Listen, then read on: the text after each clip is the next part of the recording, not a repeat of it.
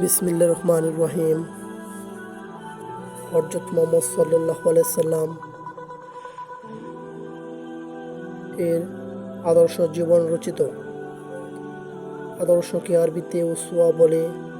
আদর্শ বলতে অনুকরণীয়, অনুসরণীয় ও গ্রহণযোগ্য চালচলন এবং রীতিনীতিকে বোঝায়। মানুষের সামগ্রিক জীবন সুন্দর ও সফল করতে মনীষীদের যেসব জীবনকর্ম অনুসরণ করা হয় তাই হলো জীবন আদর্শ। মহানবী হযরত মুহাম্মদ সাল্লাল্লাহু আলাইহি সাল্লাম হলেন আমাদের জীবনের সর্বশ্রেষ্ঠ আদর্শ। হযরত মুহাম্মদ সাল্লাল্লাহু আলাইহি সাল্লাম এর দেখানো পথ অনুসরণ করে যারা শ্রেষ্ঠ মানুষ হওয়ার গৌরব অর্জন করেছেন এবং তাদের জীবন আদর্শ দ্বারা মানবজাতিকে সঠিক পথে চলতে অনুপ্রাণিত এবং উৎসাহিত করেছেন, তাদের জীবনের ভালো দিকগুলি হলো আমাদের জন্য আদর্শ। মহানবী হযরত মুহাম্মদ সাল্লাল্লাহু আলাইহি সাল্লাম এর সমকালীন সামাজিক ও সাংস্কৃতিক অবস্থা। মানুষের সঠিক পথ প্রদর্শনের জন্য আল্লাহ তাআলা প্রেরিত নবী ও রাসূলগণের মধ্যে মহানবী হযরত মুহাম্মদ সাল্লাল্লাহু আলাইহি সাল্লাম হলেন সর্বশেষ ও সর্বশ্রেষ্ঠ রাসূল। তার আবির্ভাবের পূর্বে আরবের মানুষ চরম বর্বরতা ও অজ্ঞতার মাঝে ডুবে ছিল। তাদের সামাজিক, সাংস্কৃতিক, রাজনৈতিক, ধর্মীয় ও অর্থনৈতিক অবস্থা ছিল চরমভাবে অধঃপতিত। তারা অসংখ্য মূর্তি তৈরি করত এবং মূর্তি পূজা করত। গোত্রের বিভিন্নতার পাশাপাশি তাদের মূর্তিও ভিন্ন ভিন্ন ছিল। তারা পবিত্র কাবাঘরে ৩৬০টি মূর্তি স্থাপন করেছিলেন।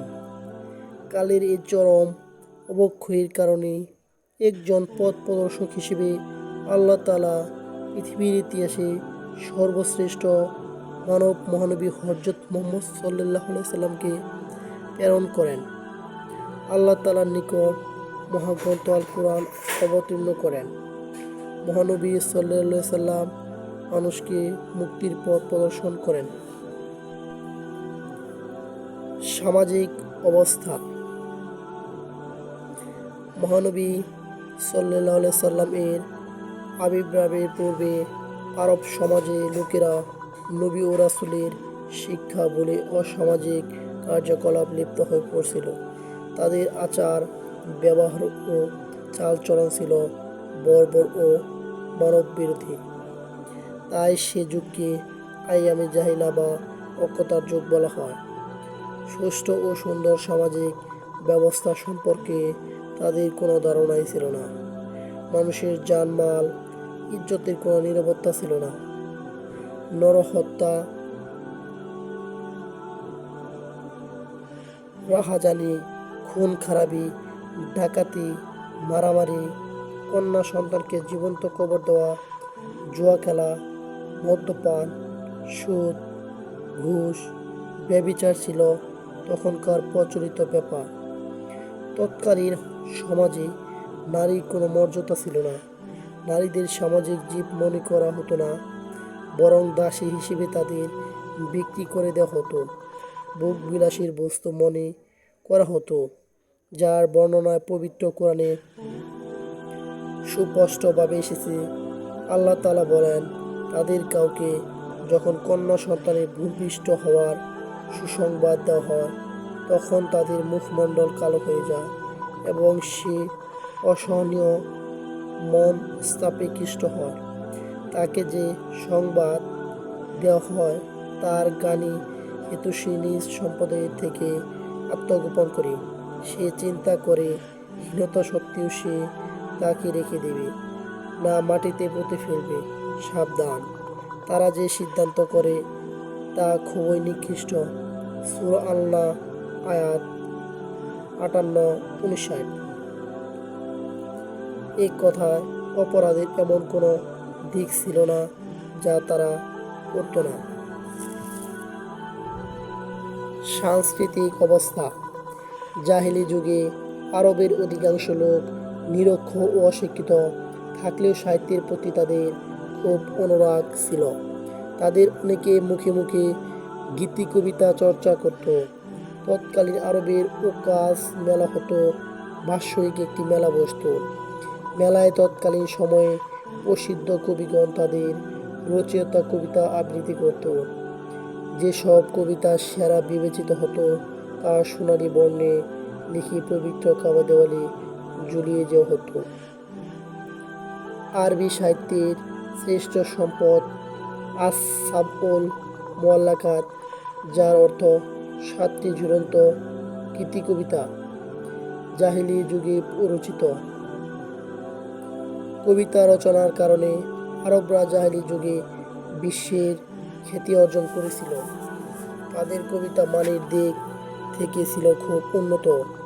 হযরত ইবনে আব্বাস রাদিয়াল্লাহু তাআলা আনহু বলেন, যখন তোমরা আল্লাহর কিতাবের কোনো কিছু বুঝতে না পারো তবে তার অর্থ আরবদের কবিতায় তালাশ করো, কারণ কবিতা তাদের জীবনের লক্ষ্য। আল মুফাসসাল। এতে বোঝা যায় প্রাচীন আরবের সাংস্কৃতিক জীবন, অসংখ্য প্রবাদ প্রবচন, নানা কিংবদন্তি ও মুখরোচক কাহিনী এবং বাগ্মিতার প্রচলন ছিল। তবে তাদের সংস্কৃতি চর্চার প্রাধান্য মাধ্যম ছিল কবিতা। মহানবী হযরত মুহাম্মদ সাল্লাল্লাহু আলাইহি সাল্লামের জন্ম, শৈশব ও কৈশোর।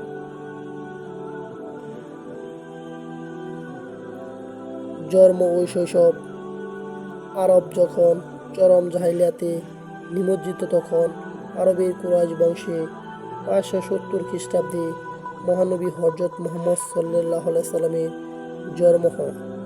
তার পিতার নাম আব্দুল্লাহ, দাদার নাম আব্দুল মুত্তালিব, মাতার নাম আমিনা, নানার নাম ওয়াহাব। জন্মের পূর্বেই তার পিতা ইন্তেকাল করেন। দাদা আব্দুল মুত্তালিব তার নাম রাখেন মুহাম্মদ, তার মাতার নাম রাখেন আহমদ।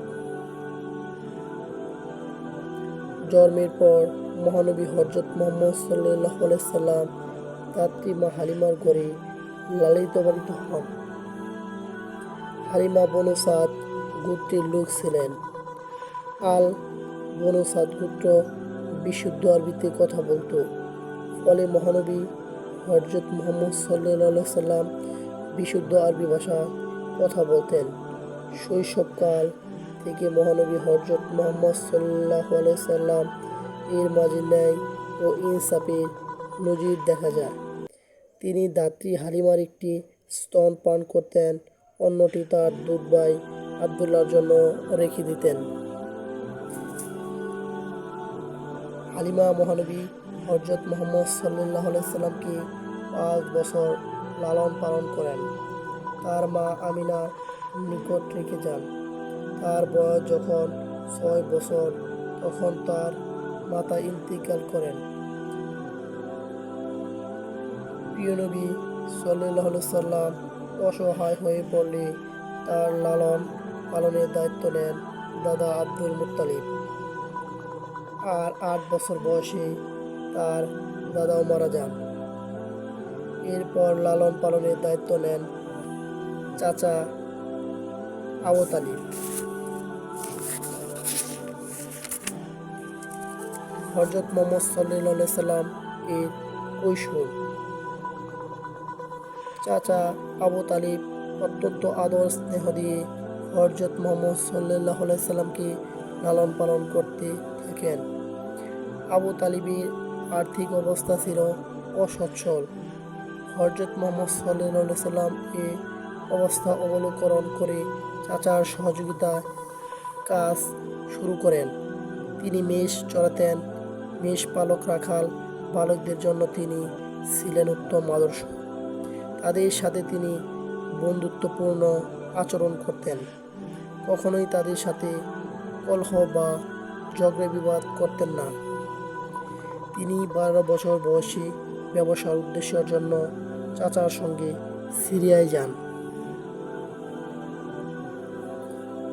যাত্রাপথে পুহুয়া নামক এক পাদ্রীর সাথে দেখা হলে বু হায়রা মোহাম্মদকে অসাধারণ বালক বলে উল্লেখ করেন এবং ভবিষ্যদ্বাণী করে বলেন যে এই বালকই হবে শেষ জামানার আখিরি নবী, শেষ নবী।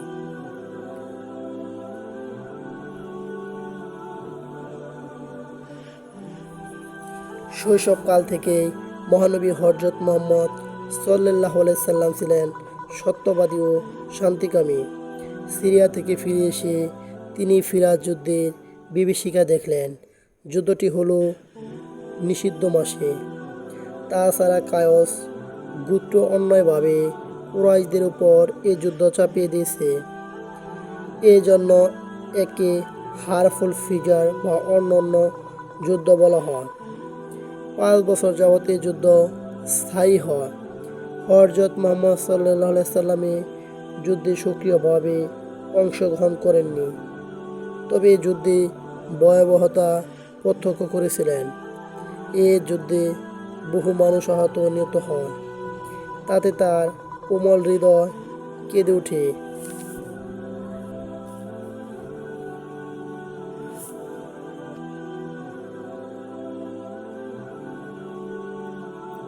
আহতদের আর্তনাদ শুনে তিনি অস্থির হয়ে পড়লেন। শান্তিকামী মানুষ হিসেবে এই অশান্তি তার সহ্য হলো না। তিনি আরবের শান্তিকামী যুবকদের নিয়ে হিলফুল ফুজুর শান্তি সংঘ গঠন করলেন। এই সংঘের উদ্দেশ্য ছিল আর্তের সেবা, অত্যাচারীদেরকে প্রতিরোধ ও অত্যাচারীদেরকে সাহায্য করা, শান্তি শৃঙ্খলা প্রতিষ্ঠা করা এবং গোত্রে গোত্রে শান্তি সম্প্রীতি বজায় রাখা। বর্তমানে আধুনিক বিশ্বে জাতীয় সংঘ থেকে শুরু করে বিভিন্ন জাতীয় সংঘে হযরত মুহাম্মদ সাল্লাল্লাহু আলাইহি সাল্লামের হিলফুল ফুজুর কাছে অনেকাংশে ঋণী। তারাও হিলফুল ফুজুরের মতো যুদ্ধ বন্ধ করে সমাজে শান্তি শৃঙ্খলা প্রতিষ্ঠা করতে সচেতন হন।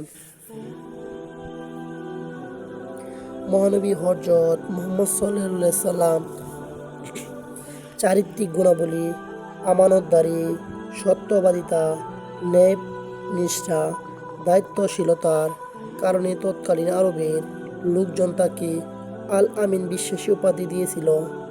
নবুয়ত প্রাপ্তির পর যারা তাকে অস্বীকার করছিল তারাও তাকে মিথ্যাবাদী বলতে পারেননি। হযরত মুহাম্মদ সাল্লাল্লাহু আলাইহি সাল্লাম এর যৌবনকাল, নবুয়ত প্রাপ্তি ও ইসলাম প্রচার। হযরত মুহাম্মদ সাল্লাল্লাহু আলাইহি সাল্লাম তাহার যৌবনকাল হযরত মুহাম্মদ সাল্লাল্লাহু আলাইহি সাল্লাম সত্যবাদিতা, ন্যায়পরায়ণতা ও চারিত্রিক গুণাবলী সংবাদ মক্কার দিকে দিকে ছড়িয়ে পড়ল। তখনকার আরবের শ্রেষ্ঠ সম্পদশালী বিদুষী বিধবা মহিলা হযরত খাদিজা রাদিয়াল্লাহু আনহা তার ব্যবসার দায়িত্ব গ্রহণ করেন। হযরত মুহাম্মদ সাল্লাল্লাহু আলাইহি সাল্লামের উপর অর্পণ করেন। হযরত মুহাম্মদ সাল্লাল্লাহু আলাইহি সাল্লাম তার ব্যবসায়িক কাজে সিরিয়া যান। তিনি এই ব্যবসা আশাতীত লাভবান হয়ে দেশে ফিরে আসেন। যুবক হয়েও খাদিজা রাদিয়াল্লাহু আনহা এর ব্যবসায় হযরত মুহাম্মদ সাল্লাল্লাহু আলাইহি সাল্লাম এর দায়িত্বশীলতা ও সততার পরিচয় দিয়েছেন। তার সর্বকালের সকল যুবকের জন্য আদর্শ। খাদিজা হযরত মুহাম্মদ সাল্লাল্লাহু আলাইহি সাল্লাম এর গুণাবলী পর্যবেক্ষণ করার জন্য তার অত্যন্ত বিশ্বস্ত কর্মচারী মাইসারাকে মুহাম্মদ সাল্লাল্লাহু আলাইহি সাল্লামের সাথে সিরিয়ায় পাঠান। মাইসারা সিরিয়া থেকে ফিরে এসে হযরত মুহাম্মদ সাল্লাল্লাহু আলাইহি সাল্লাম এর চারিত্রিক গুণাবলী বর্ণনা খাদিজা রাদিয়াল্লাহু আনহাকে দেন। তাতে মুগ্ধ হয়ে খাদিজা নিজেই হযরত মুহাম্মদ সাল্লাল্লাহু আলাইহি সাল্লাম এর নিকট তার বিবাহের প্রস্তাব পাঠান। চাচা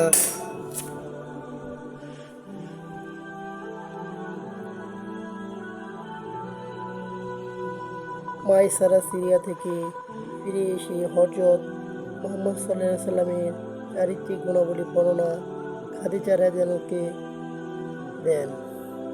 তাতে মুগ্ধ হয়ে খাদিজা নিজেই হযরত মুহাম্মদ সাল্লাল্লাহু আলাইহি সাল্লামের নিকট তাহার বিবাহের প্রস্তাব পাঠান। চাচা আবু তালিবের অনুমতি নিয়ে হযরত মুহাম্মদ সাল্লাল্লাহু আলাইহি সাল্লাম খাদিজাকে বিবাহ করেন। এ সময় হযরত মুহাম্মদ সাল্লাল্লাহু আলাইহি সাল্লামের বয়স ছিল 25 বছর আর খাদিজা রাদিয়াল্লাহু এর বয়স ছিল 40 বছর। বিবাহের পর খাদিজার আন্তরিকতার সৌজন্যে হযরত মুহাম্মদ সাল্লাল্লাহু আলাইহি সাল্লাম প্রচুর সম্পত্তির মালিক হন। কিন্তু হযরত মুহাম্মদ সাল্লাল্লাহু আলাইহি সাল্লাম এ সম্পত্তি নিজের ভোগবিলাসে ব্যয় না করে অসহায়, দুঃখী, পীড়িত ও গরিব মিসকিনদের সেবায় ব্যয় করেন।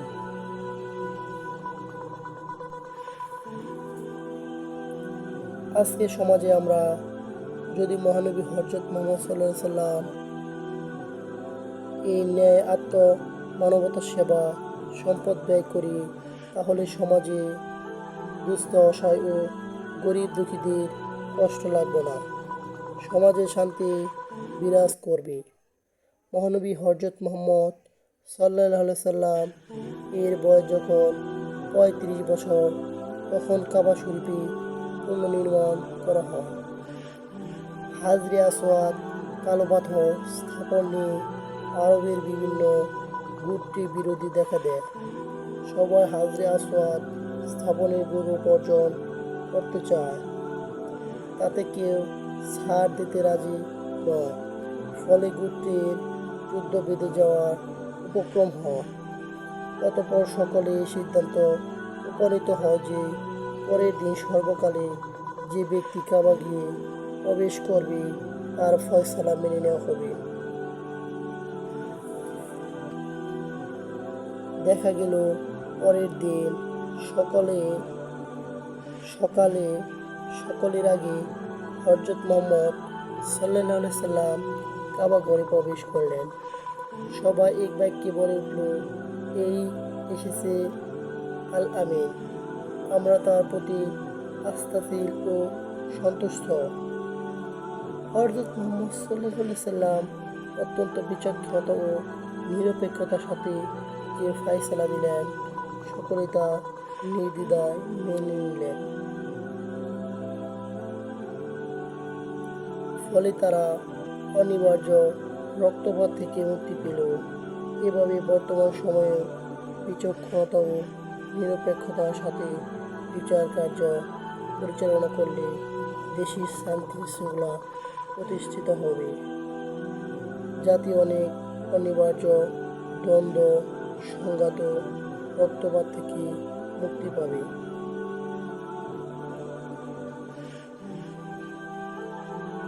নবুয়ত প্রাপ্তি। হযরত খাদিজা রাদিয়াল্লাহু এর সাথে বিবাহের পর হযরত মুহাম্মদ সাল্লাল্লাহু আলাইহি সাল্লাম মক্কা ও হিরা পর্বতের গুহায় গভীর ধ্যানে মগ্ন থাকতেন। দীর্ঘদিন ধ্যানে মগ্ন থাকার পর 40 বছর বয়সে 610 খ্রিস্টাব্দে পবিত্র রমজান মাসে কদরের রাতে হযরত জিবরাইল আলাইহিস সালাম তার নিকট ওহী নিয়ে আসেন এবং তিনি নবুয়ত লাভ করেন।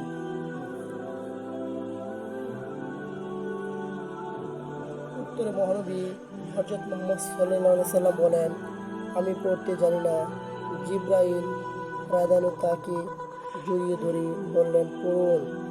তিনি বলেন, আমি পড়তে জানি না। এভাবে তিনি 3 বার প্রিয় নবী সাল্লাল্লাহু আলাইহি সাল্লামকে জড়িয়ে ধরলেন। অতঃপর তৃতীয়বারের সময় তিনি পড়তে সক্ষম হলেন। বাড়ি ফিরে হযরত মুহাম্মদ সাল্লাল্লাহু আলাইহি সাল্লাম হযরত খাদিজা রাদিয়াল্লাহু এর নিকট সব ঘটনা খুলে বললেন এবং জীবনের আশঙ্কা করলেন।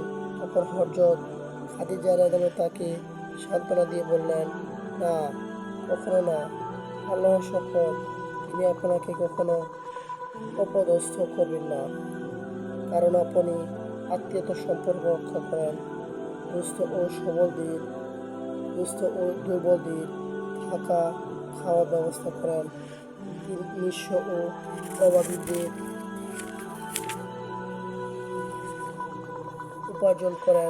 উপার্জনক্ষম করেন, মেহমানদের সেবা যত্ন করেন এবং প্রাকৃতিক দুর্যোগে লোকদের সাহায্য করেন।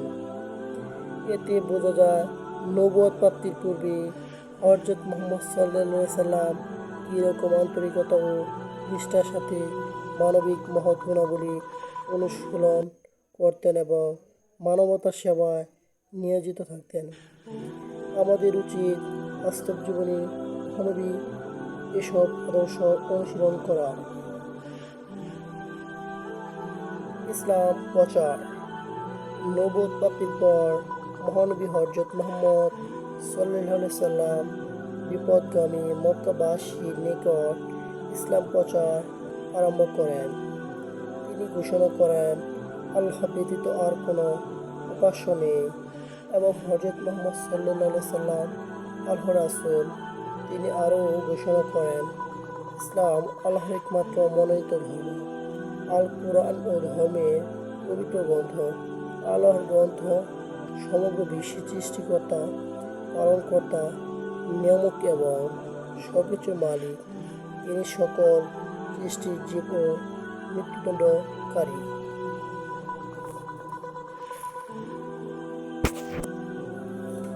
প্রথম 3 বছর তিনি গোপনে তার আত্মীয় স্বজনকে ইসলামের দাওয়াত দিলেন।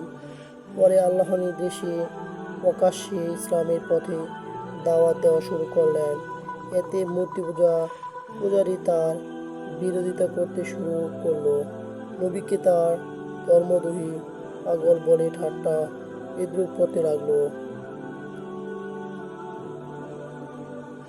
তারা তার উপর শারীরিক মানসিক নির্যাতন চালায়, পাথর ছুঁড়ে আঘাত করল, আবর্জনা নিক্ষেপ করল, অপমানিত লাঞ্ছিত করল। মহানবী হযরত মুহাম্মদ সাল্লাল্লাহু আলাইহি সাল্লামকে নেতৃত্ব, ধন সম্পদ ও সুন্দর নারীর লোভ দেখালো। তিনি বললেন, আমার এক হাতে সন্ধ্যা আর হাতে সূর্য এনে দিলেও আমি এই সত্য প্রচার করে থেকে বিরত হব না। সত্য প্রচারে মহানবী হযরত মুহাম্মদ সাল্লাল্লাহু আলাইহি সাল্লাম যে আত্মত্যাগ, ধৈর্য ও সহিষ্ণুতার পরিচয় দিয়েছেন, তা থেকে শিক্ষা নিয়ে আমাদের সত্যকে ও ন্যায়ের পথে আত্মত্যাগী, দীর্ঘকামী, ধৈর্যশীল ও কষ্ট সহিষ্ণু হওয়া উচিত।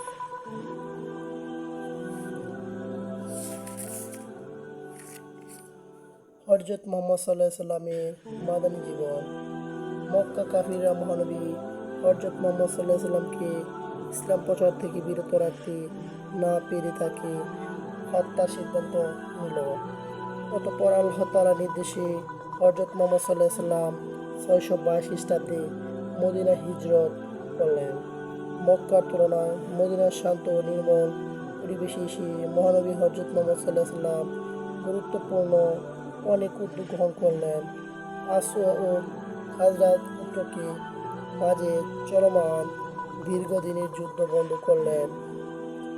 মুহাজির ইসলামের উদ্দেশ্য মক্কা থেকে মদিনা হিজরতে ও আনসারদের মুজাহিদদেরকে সার্বিকভাবে সাহায্যকারী মদিনাবাসীর মাঝে ভ্রাতৃত্ব বন্ধন ও সৌহার্দ্য স্থাপন করলেন।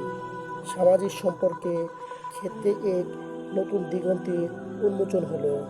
গড়ে তুললেন ইসলামী আদর্শের ভিত্তিতে সুশৃঙ্খল সমাজ ব্যবস্থা। সকল মুসলিমের মিলন কেন্দ্র হিসেবে গড়ে তুললেন মসজিদে নববী।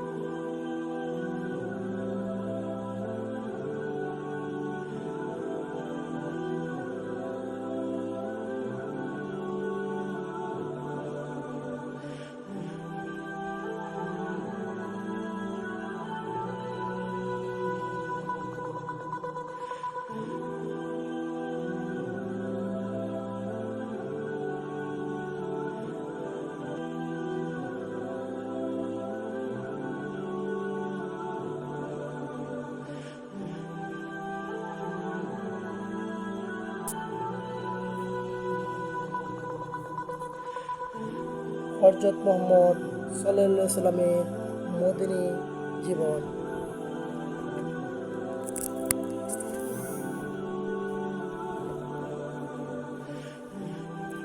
হযরত মুহাম্মদ সাল্লাল্লাহু আলাইহি সাল্লামের মাদানী জীবন। মক্কা কাফিররা মহানবী হযরত মুহাম্মদ সাল্লাল্লাহু আলাইহি সাল্লামকে ইসলাম প্রচার থেকে বিরত রাখতে না পেরে তাকে হত্যার সিদ্ধান্ত নিল। অতঃপর আল্লাহর নির্দেশে হযরত মুহাম্মদ সাল্লাল্লাহু আলাইহি সাল্লাম 622 খ্রিস্টাব্দে মদিনায় হিজরত করলেন। মক্কার তুলনায় মদিনায় শান্তি ও নির্মল পরিবেশে এসে মহানবী হযরত মুহাম্মদ সাল্লাল্লাহু আলাইহি সাল্লাম গুরুত্বপূর্ণ অনেক উদ্যোগ গ্রহণ করলেন। আসো ও খাজরাত গোত্রদ্বয়ের মাঝে চলমান দীর্ঘদিনের যুদ্ধ বন্ধ করলেন।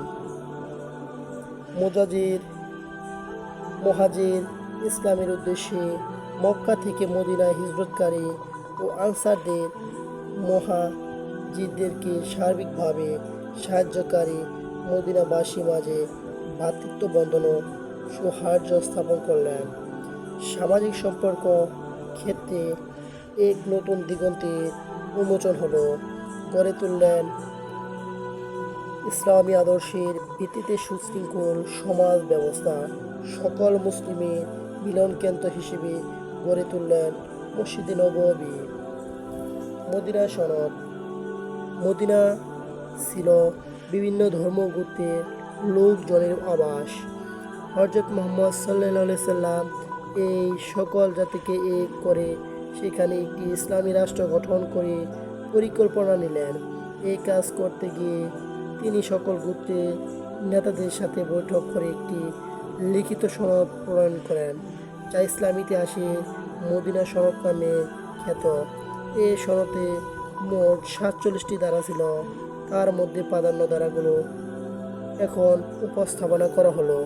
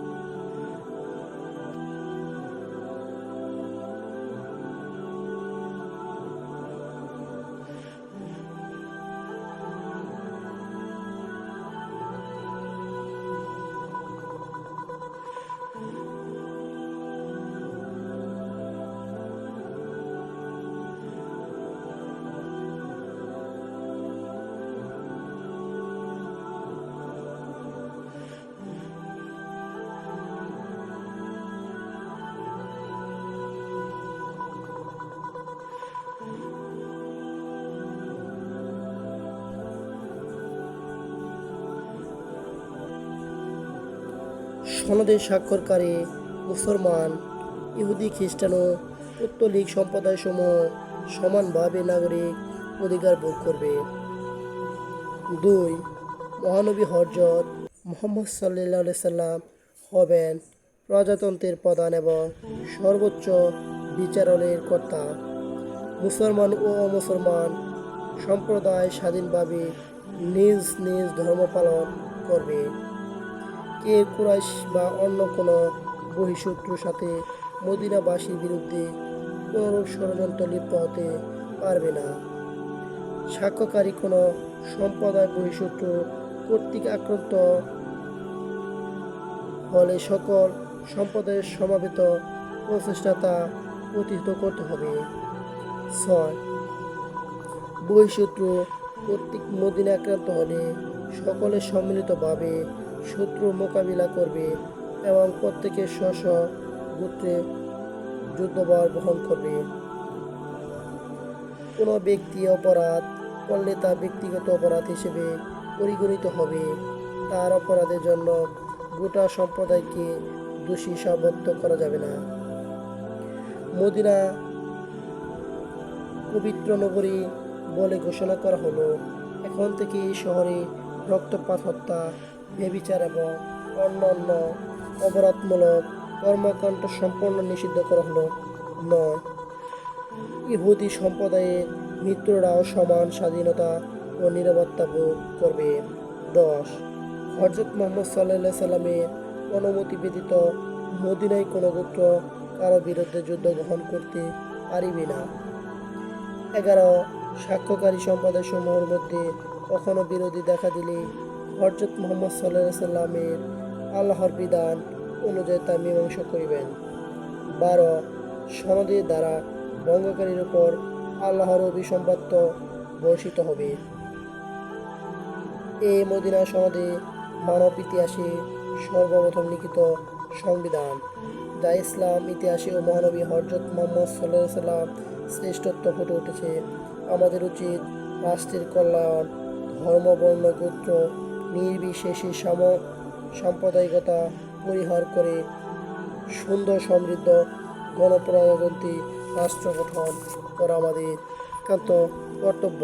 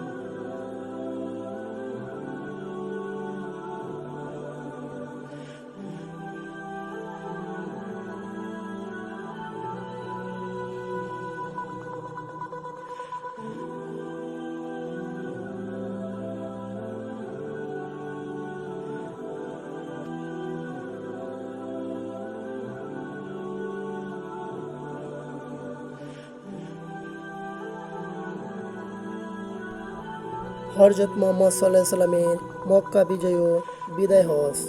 মক্কা বিজয় অনুকূল পরিবেশে পাওয়া মদিনা ইসলামের প্রচার ও প্রসার খুব দ্রুত করতে লাগলো। ষষ্ঠ হিজরতিতে মক্কা কুরাইশরা মহানবী হযরত মুহাম্মদ সাল্লাল্লাহু আলাইহি সাল্লাম ও মুসলমানদের সাথে হুদায়বিয়া সন্ধি করে।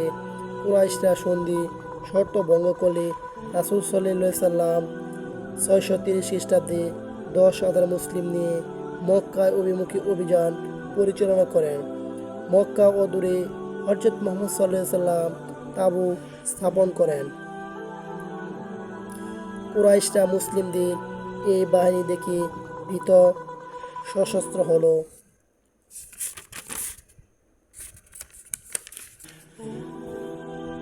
তারা কোনো প্রকার বাধা দেওয়ার সাহস করল না। বিনা রক্তপাত বিনা বাধায় মুসলিম বাহিনী মক্কা বিজয় করল। মক্কা বিজয়ের পর মহানবী হযরত মুহাম্মদ সাল্লাল্লাহু আলাইহি সাল্লাম সাধারণ ক্ষমা ঘোষণা করলেন। সে সময় তিনি ইসলামের চরম শত্রু আবু সুফিয়ান সহ সকলকে হাতে নাগালে পেয়েও যেভাবে ক্ষমা করে দিয়েছেন, মানবতা ইতিহাসে তা বিরল। ভুল বুঝতে পারার পর আমাদের শত্রুরা অনুতপ্ত হলে আমাদের তাদের বিনা শর্তে ক্ষমা করে দিবে, এটি একটি মহৎ গুণ। বাণীতে হযরত মুহাম্মদ সাল্লাল্লাহু আলাইহি সাল্লাম বিদায় হজ ও এর ভাষণ। মক্কা বিজয়ের পর দলে দলে লোক ইসলাম গ্রহণ করিতে লাগিল। আরবের সীমানা পেরিয়ে আন্তর্জাতিক পরিমণ্ডলগুলো ইসলাম পৌঁছে গেল। হযরত মুহাম্মদ সাল্লাল্লাহু আলাইহি সাল্লাম বুঝলেন আর বেশি দিন পৃথিবীতে তার থাকা হবে না। তাই তিনি 632 খ্রিস্টাব্দে 10ম হিজরতি হজ করার ইচ্ছা করলেন। এই উদ্দেশ্যে উক্ত সালের জিলকত মাসে লক্ষাধিক সাহাবী নিয়ে হজ করতে গেলেন, যা বিদায় হজ নামে পরিচিত। এই হজে রাসূল সাল্লাল্লাহু আলাইহি সাল্লামের সহধর্মিণীগণ তার সঙ্গে ছিলেন। জুল হুলাইফা নামক স্থানে এসে সকল ইহরাম হজের পোশাক বেঁধে বাইতুল্লাহ উদ্দেশ্যে রওনা হন। জিলহজ মাসের 9 তারিখে আরাফাতে ময়দানে উপস্থিত জনসমুদ্রের উদ্দেশ্যে মহানবী হযরত মুহাম্মদ সাল্লাল্লাহু আলাইহি সাল্লাম এক যুগান্তকারী ভাষণ দেন। এই ভাষণে বিশ্ব মানবতা সকল কিছু দিক নির্দেশনা ছিল। আরাফাতে ময়দানে পার্শ্বে জাবালে রহমত নামক পাহাড়ের নামে উঠে হযরত মুহাম্মদ সাল্লাল্লাহু আলাইহি সাল্লাম প্রথমে আল্লাহর প্রশংসা করলেন, তারপর বললেন, হে মানব সকল, আমার কথা মনোযোগ দিয়ে শুনবে, কারণ আগামী বছর আমি তোমাদের সাথে এখানে সমবেত হতে পারবো কিনা জানি না। আজকের এই দিন, এ স্থান, এ মাস যেমন পবিত্র, তেমনই তোমাদের জীবন ও সম্পদ পরস্পরের নিকট পবিত্র। মনে রাখবে, অবশ্যই একদিন সকলকে আল্লাহর সামনে উপস্থিত হতে হবে। সেদিন সকলকে নিজ নিজ কাজের হিসাব দিতে হবে। হে বিশ্বাসীগণ, স্ত্রীদের সাথে সদয় ব্যবহার করবে। তাদের উপর তোমাদের যেমন অধিকার আছে, তেমনই তোমাদের উপর তাদের অধিকার আছে। সর্বদা অন্যের আমানত রক্ষা করবে এবং পাপ কাজ থেকে বিরত থাকবে এবং সুদ খাবে না। আল্লাহর সাথে কাউকে শরীক করবে না আর অন্যায়ভাবে একে অন্যকে হত্যা করবে না। মনে রেখো, দেশ, বর্ণ, গোত্র, সম্প্রদায় নির্বিশেষে সকল মুসলমান সমাজ আজ থেকে বংশগত শ্রেষ্ঠত্ব বিলুপ্ত হলো। শ্রেষ্ঠত্বের একমাত্র মাপকাঠি হলো আল্লাহ ভীতি ও সৎকর্ম। সেই ব্যক্তি সবচাইতে সেরা যে নিজে সৎকর্ম দ্বারা শ্রেষ্ঠত্ব অর্জন করে। ধর্ম নিয়ে বাড়াবাড়ি করো না, পূর্বে অনেক জাতি এ কারণে ধ্বংস হয়েছে। নিজ যোগ্যতা বলে কৃতদাস যদি নেতা হয়, তা অবাধ্য হবে না, বরং তাদের আনুগত্য করবে। দাস দাসীদের প্রতি সদ্ব্যবহার করবে।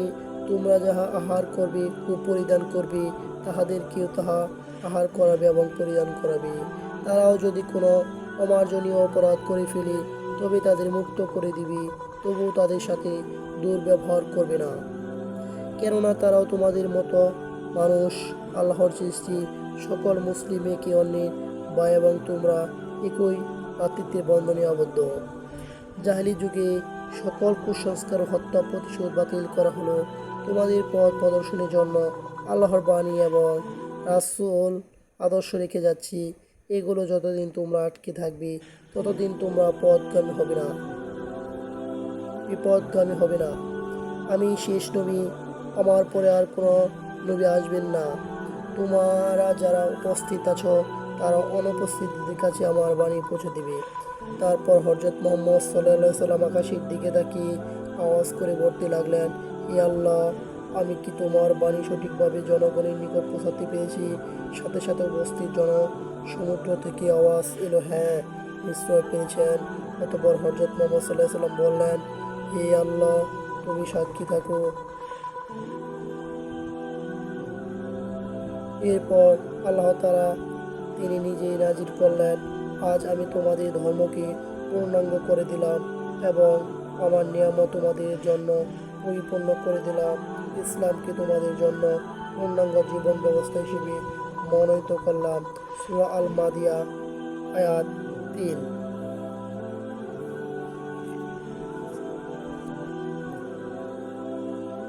মহানবী সাল্লাল্লাহু আলাইহি সাল্লাম কিছুক্ষণ নীরব থাকলে উপস্থিত জনতা নীরব থাকলেও অতঃপর সকলের দিকে করুণা দৃষ্টিতে তাকিয়ে বললেন, আল বিদায়। একটা অজানা বিয়োগ ব্যথা উপস্থিত সকলের অন্তরকে ভারাক্রান্ত করে তুলল। মহানবী হযরত মুহাম্মদ সাল্লাল্লাহু আলাইহি সাল্লাম তার ভাষণের মাধ্যমে যে দিক নির্দেশনা তুলে ধরেছিলেন, বাস্তব জীবনে তিনি তা অনুশীলন করেছেন। আমরাও আমাদের ভাষণে বা বক্তব্যে যা বলবো, বাস্তব জীবনে তা অনুশীলন করব। তাহলে আমাদের দেশ ও জাতি আরও সুন্দর, সমৃদ্ধ হবে। সকলের কাছে বিদায় নিচ্ছি। আসসালামু আলাইকুম, ভালো থাকবেন। আবার দেখা হবে অন্য একটি ভিডিওতে।